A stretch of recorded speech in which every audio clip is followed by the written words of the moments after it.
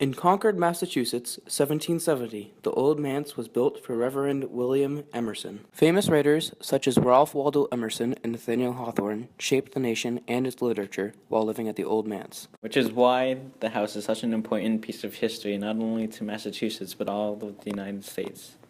Transcendentalism is the belief in the inherent goodness of humanity and the connection of both people and nature, first mentioned by Ralph Waldo Emerson.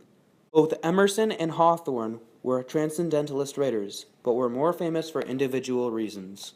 Emerson was important because his thoughts, words, and opinions have left many footprints, which have touched and most likely changed numerous individuals over the years. Ralph's words live on and are shared among tens of thousands of inspirational books and millions of social media accounts around the world today. In his essay, Nature, Emerson emphasizes the inherent goodness of human nature.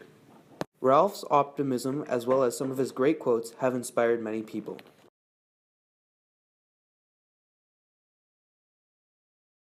After the premature death of his wife, he traveled abroad throughout Europe, eventually moving back to the house he was raised in 1834.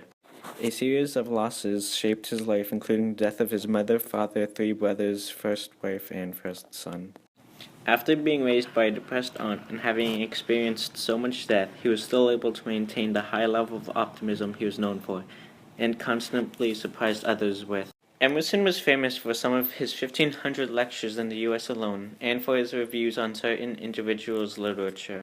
Emerson, giving a good review, predicted a very positive outcome for the book, story, or poem. He was a celebrity and one of the most known American authors of his time.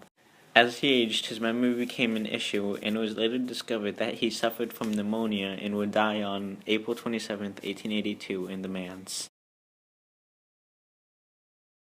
After having just been married, Nathaniel Hawthorne moved to the Old Manse for 3 years, and on March 3, 1844, his daughter Una was born. Hawthorne was a transcendentalist that joined Brook Farm, a transcendentalist community, before marrying Sophia Peabody and moving to the Manse.